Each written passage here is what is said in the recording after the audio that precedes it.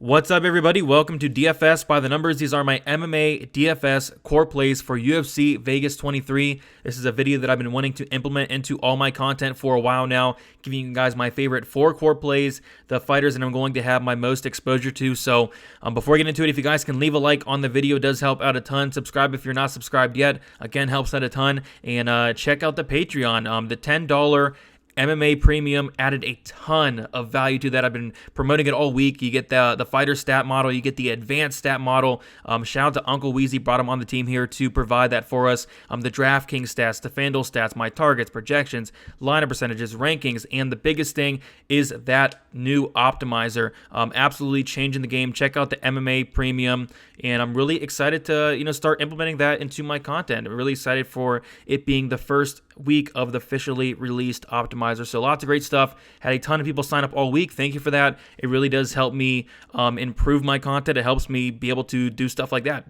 Purchase an optimizer. So lots of great stuff coming the way for the channel, all that, and it's all thanks to you guys. So with that said, we're going to get into the video, starting with the first core play of the night is going to be Marvin Victoria, 9,600. And I know what you're thinking.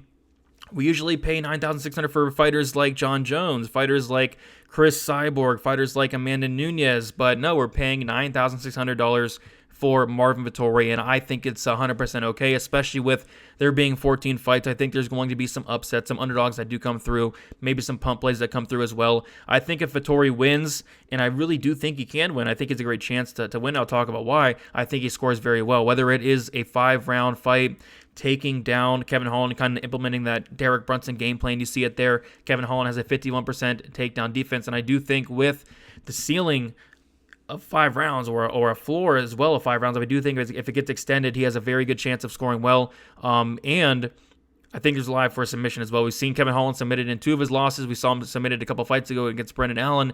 And Vittoria's submissions are legit, and I do think he's going to very well try to submit Kevin Holland. So I do think that's in play as well. As far as my ownership goes, I'm going to be around 50% on Marvin Victoria for sure. Don't want to go like 100% own on it or anything like that, because I will have some Holland just due to the price, but I think Victoria is going to be one of my highest, honestly, if not my highest owned fighter on the slate. You see it, there's a minus 350 favorite. High price might lower the ownership. I've been seeing some people talking about maybe fading Marvin Victoria because of the price.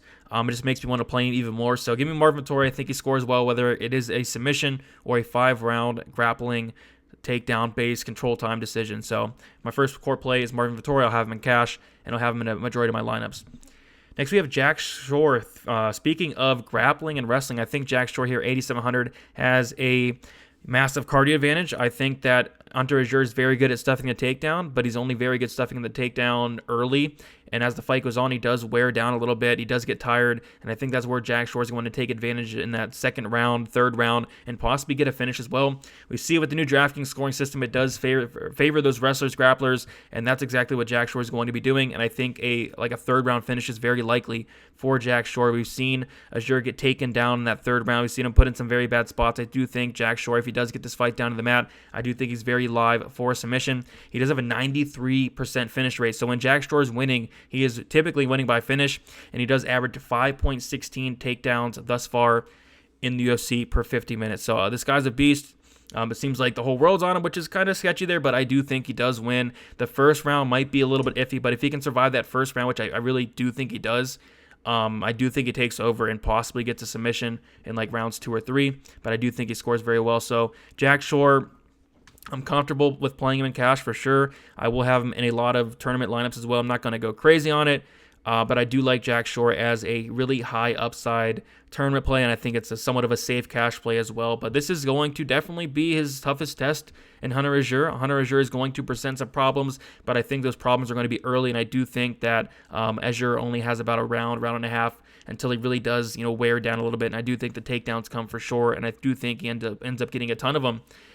Within rounds 2 and rounds 3, maybe like 4, 5, 6 takedowns within that span if he does not get a finish. So lots of wrestling upside, lots of grappling upside. I do think Shore does score very well on a win, and I do like him to win there. So give me Jack Shore as a core play, going to have a decent amount.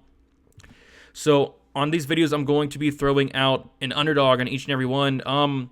There's some interesting underdog spots on this card. I think that Mike Perry is probably going to be one of the more popular underdog spots. Kevin Holland will gain some ownership because he's 6,600. But for me, my favorite underdog on the slate is probably Jordan Griffin, and I don't necessarily think he has a crazy chance to win, but I do think if Jordan Griffin does win, it's going to score very, very well. So in general, it's a fight I want to target, Luis Saldana versus Jordan Griffin. If Jordan Griffin comes in here with a game plan of getting takedowns, using that ground game, kind of like Jack Shore there, I think that he has a potential to find a submission, and I was going through the record of Jordan Griffin in all his fights. Typically, when he wins by submission. He's finished half his wins by submission. I don't think he's won by decision since like 2015, 2016. He has that wrestling, grappling upside, and I think his ceiling is very, very high in a victory. If he does come in here with the right game plan, which you hope he does. I mean, in the Eustace Zalal fight, he went in there, went for takedowns, and although it didn't work against Zalal, I think it possibly could work here against Saldana. But with that said, if he does not go out here and try to take down Saldana, if he does not try to grapple him, honestly, Jordan Griffin, tough as he is, he probably gets knocked out. Saldana, 100% finish rate. So, talked about it in my DraftKings video. Saldana is a very, very good tournament play. But if you're looking for an underdog, with some upside, I think Jordan Griffin's the way to go. Would I play Jordan Griffin in cash? No, I think there's better options, but this is somebody I'm going to be very high from a tournament standpoint. Maybe like around like the 40% range, 35, 40%, around that range, which is pretty high, considering he is 7,600 there. But I think he's a decent underdog there, and I'm going to be playing a decent amount of them, and probably, I think it's going to be my highest owned dog as well, like around 40%, around that range. Mike Perry's going to be up there as well. I think William Knight's a great play as an underdog, but Jordan Griffin probably being my favorite, and thus making him a core play for me. And then we have Joe Solecki, 9,100. The funny thing about all four of these core plays, and it kind of translates to the new scoring system, is all four of these guys, they have wrestling upside, they have grappling upside, they have control time upside, and all four of them do. So Joe Solecki being the fourth one here, 9,100. Jim Miller, he's 37 years old. Solecki's going to be much younger, 10 years younger than Jim Miller. He's going to have a massive cardio advantage. We see Jim Miller look pretty decent, but we see him look pretty decent in the first round. I think if Solecki can survive that first round outside of maybe Jim Miller knocking him out, I don't really see Jim Miller submitting somebody as high level as Solecki. Solecki, a legit BJJ black belt. I do think Solecki does weather that early first round storm and take over, and honestly probably get a finish later as the fight goes.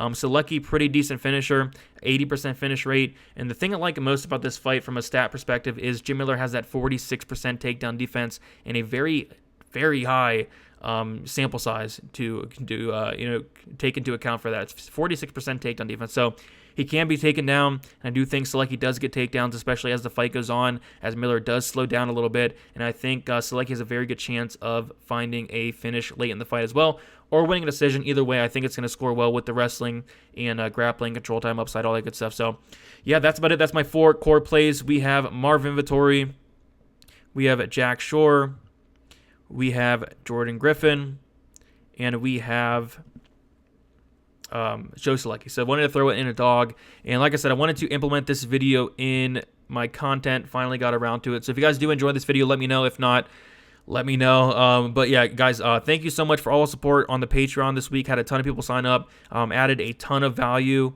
to the Patreon as well. If you do want to check it out, check out that MMA premium tier. Also have other packages, betting, the MMA premium plus the betting. Lots of great stuff on there. With that, like I said, you get the fighter stats, the advanced stats, what I just added this week, DraftKings stats, FanDuel stats, targets, projections, lineup percentages, rankings, and the optimizer as well. Have ownership projections as well. So tons and tons of value. $10 a month, $2.50 a week. Really can't ask for a better deal for that. So thank you guys so much. Hit the like button, hit the subscribe button, and good luck for UFC Vegas 23. Let's make some money.